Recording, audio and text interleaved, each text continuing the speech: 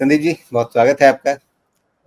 अब बाजार में आज हरियाली तो रही है, कल भी थोड़ा ठीक ठाक ही रहा था, लेकिन मोटे तौर पे ये जो 25,000 वाली हिचक है, ये क्या आरबीआई की पॉलिसी के बाद टूटेगी, या फिर अगर जीडीपी का इतना बढ़िया आंकड़ा नहीं तोड़ पाया तो बिल्कुल एक्सपेक्टेड लाइंस पे अगर आरबीआई की तरफ से एक 25 बेसिस पॉइंट की कटौती हो भी जाती है तो क्या उससे ये 25,000 की बाधा पार करना निफ्टी के लिए संभव हो पाएगा? देखिए, ये बात तो सही है कि 25,000 एक अच्छा खासा रेजिस्टेंस बना हुआ है। बट एक चीज और है मार्केट्स में, देखिए मतलब हायर हाइज और हायर लोज बना रहा है मार्केट, तो ये भी एक बहुत प्लस पॉइंट है।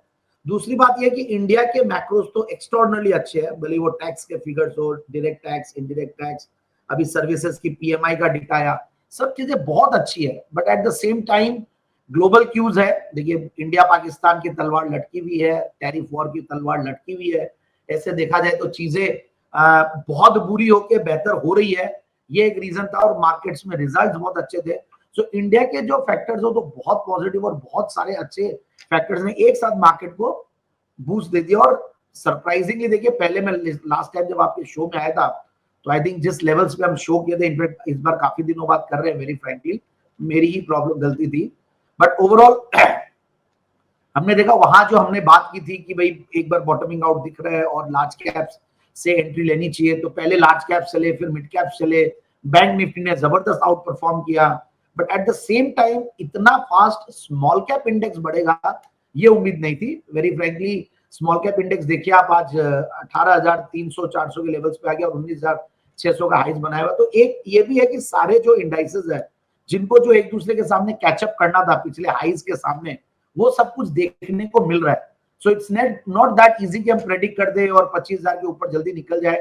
सो मार्केट्स में कल देखते 50 बेसिस पॉइंट कोई हो जाए, हालांकि आपने सही कहा 25 बेसिस पॉइंट एज एक्सपेक्टेड है, बट और कोई प्लेजेंट सरप्राइज आ जाए 50 बेसिस पॉइंट्स का तो बात अलग है। बट मुझे ऐसा लगता है कि 25 बेसिस पॉइंट्स ही रहना चाहिए। 50 बेसिस पॉइंट्स में क्या थोड़ी सी अननेसेसरली एक ओवर एग्रेशन हो जाएगा। बट मार्केट्स कहीं ना कहीं मुझे रेजिलियंट लगते हैं। मुझे लगता है कि बाय ऑन डिप्स रखें, लाइटर रहें, लिवरेज पोजीशन नहीं ले, कन्विक्शन वाली आइटम्स ले जहां पे रिजल्ट्स अच्छे आए। ये बेसिकली एक लाइन में अगर मैं स्ट्रेटजी बताऊं तो ये जी। अच्छा, चूंकि यहाँ पर कल दिन है बैंकिंग सेक्टर का ही, तो इसलिए निफ्टी बैंकिंग का चार्ट भी हम देख रहे हैं यहाँ पे। अब देखिए, जो इसका पिछला हाई बना था ये 56,000 का, उसके बिल्कुल पास में अभी इस हफ्ते में रहा है और वहीं से एक थोड़ा सा अटक रहा है, लेकिन बिल्कुल वो कहते हैं ना, दरवाजा खटखटा रहा है उस तरह का। तो ऐसा तब होता है जब आपको मतलब मन में रहता है कि अच्छा, ऐसा कोई बढ़िया चीज़ मिलने वाली है कि नहीं मिलने वाली है।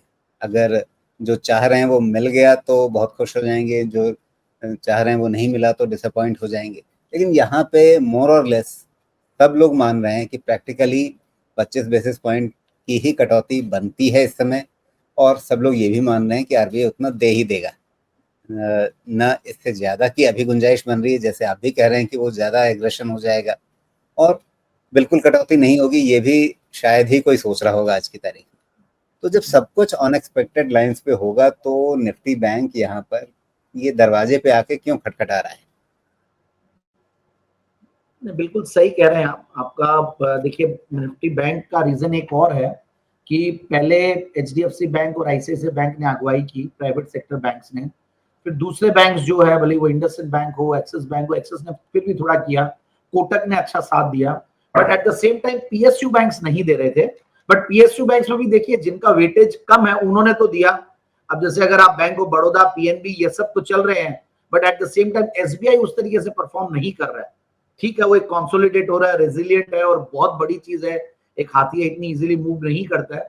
बट मुझे ऐसा लगता है कि एसबीआई और public sector banks, private sector banks, ये सब वापस से चलेंगे। क्योंकि एक तो देखिए जो एमएसपी बढ़ाए हैं, तो रूरल इंडिया में जो एक ग्रोथ आ रही है अच्छे मॉनसून का, अगर सबसे बड़ा कोई बेनिफिशियरी रहता तो पीएसयू बैंक्स रहते हैं। बैंक्स में भी पीएसयू बैंक्स, क्योंकि वहां पे आपको बेसिकली ज्यादा बैंकिंग मिलेगी। अगर मॉनसून अच्छा होगा, वहां पे कैश फ्लो अच्छे आएंगे, तो हमें लगता है कि जो रूरल इंडिया है, भारत है, वहां पे बेनिफिट मिलेगा। सो ओवरऑल आई फील कि पीएसयू बैंक्स ही आगे पुश करेगी बैंक निफ्टी को। बाकी bank Nifty is already an outperformer and HDFC bank भी अब वापस से ठीक लगने लगा है, अच्छा खासा करेक्ट हुआ भी नहीं है, but at the same time consolidate हुआ है. So these bigger banks will help the markets. जी, तो बड़े बैंक जो हैं वो बाजार की मदद करेंगे यहाँ पे.